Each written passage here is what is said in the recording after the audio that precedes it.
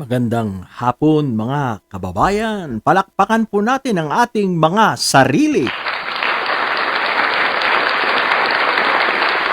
Yugyugan po muna.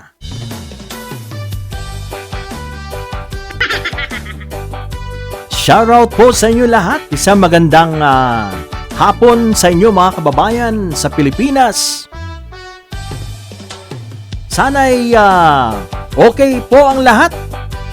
Malayo po tayo sa anumang karamdaman, mga kababayan. Laban lang sa mga pagsubok, laban lang sa mga kurakot at mga mga politikong gumagawa ng korupsyon. Hindi po tayo titigil hanggat hindi po sila nakukulong. Alright mga kababayan. Okay mga kababayan, so itong ating Vice Presidente, mga kababayan, siya po ang aking topic ngayon, ang aking focus. Dahil napabalitang nagtanim na naman, mga kababayan. Nag-tree planting na naman ang ating Vice Presidente. Kitang-kita po na mukhang ito lang po ang kaya niyang gawin, mga kababayan. Yung pong pagti-tree planting. Yan. Alam niyo mga kababayan, kung presidente ang ating pinag-uusapan, dapat ipagkakaloob mo ang future ng iyong bayan na iyong bansa. Of course, sa isang leader na may ibubuga, matalino, malalim mag-isip.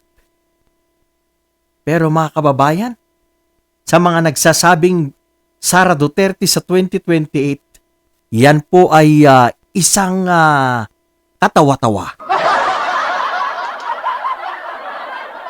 Hindi ko po nakikita sa abilidad ni Sara Duterte ang maging isang pangulo.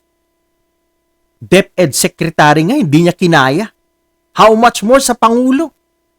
Vice Presidente nga, hindi niya kinaya. How much more sa presidente ng Pilipinas? Mga kababayan, too much.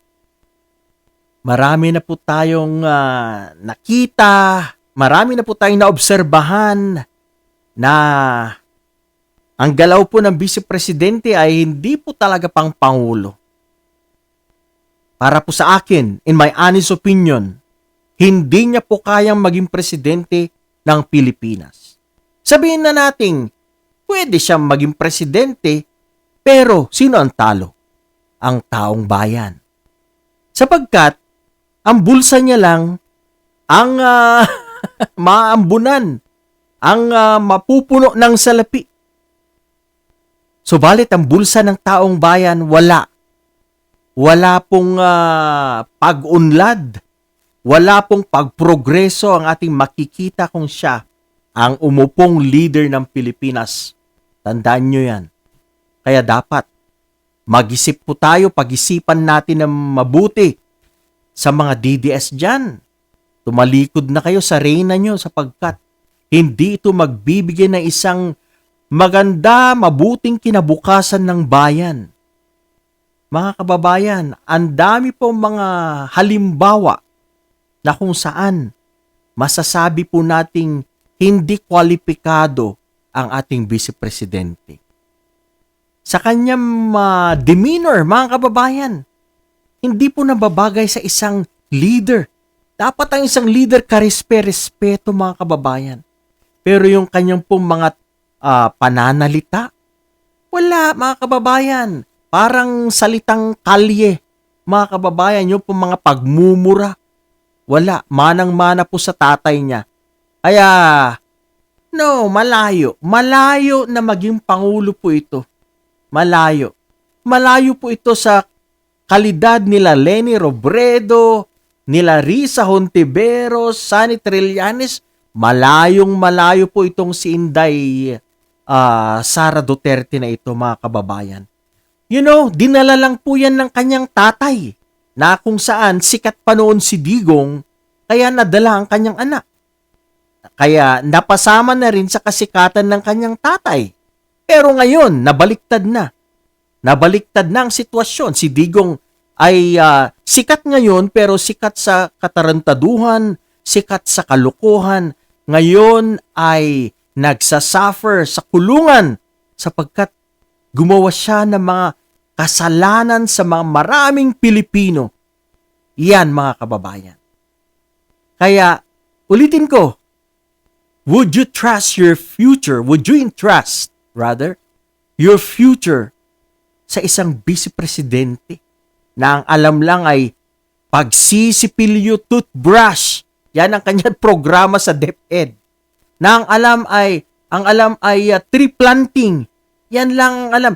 Although, mga kababayan, don't get me wrong, alam po nating maganda ang pagtitree planting, pero ito, parang nakikita ko ito na lang yung alam niya pong proyekto, ang mag-tree planting, mga kababayan. Dapat makapag-isip naman siya ng mas makabuluhang proyekto para sa bayan, para sa mga Pilipino. Yan. Pero, mga kababayan, mababaw po yan. Sa panahon ng dating President Marcos Sr., ginagawa na po yung tree planting noon. At ngayon, yan na naman ang ina-adapt ni Sara Duterte, mga kababayan. Gas-gas na yan. Wala na yan. Kumita na yan. Kaya, nako, mababaw po, mababaw. Mahina, mga kababayan. Hindi kaya maging Pangulo. Wala tayong bilib. Ano na po to? Diretsahan. Wala po tayong bilib sa Vice President. Kahit sabihin natin isang abogado, pero yung kanyang mga proyekto na toothbrush at pagtatanim, napakababaw po mga kababayan. Napakababaw yung mga yan. Dapat pag-isipan mo yung mas ikabubuti ng taong bayan. Mas ikabubuti ng lahat. At dapat magtrabaho ka. Hindi lang puro lamyerda, puro pagtatravel, sapagkat wala ka nang ginawa para sa bayan, kundi gastusin ang pera ni Juan de la Cruz.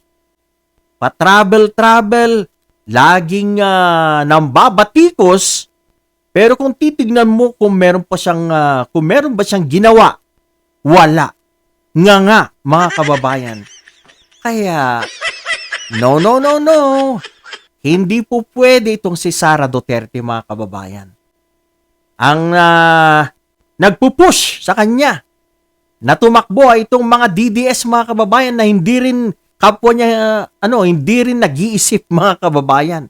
Mga kapwa niyang DDS. At saka alanganin po yan na makakatakbo pa sa 2028 sapagkat andyan na ngayon ang bagong ombudsman na naghahanap po ng accountability. Siguradong hahabulin ang mga taong, lalo na yung mga taong nasa gobyerno na gumawa po ng katiwalian laban sa mga Pilipino, laban sa bayan. Kaya naiisip ko po na mukhang hindi mangyayari yan na makakatakbo itong si Sara Duterte sapagkat ang dami niya pong kasong kahaharapin. Alam ko na bago matapos ang termino ni PBBM na itong si Sara Duterte ay she will be put behind bars.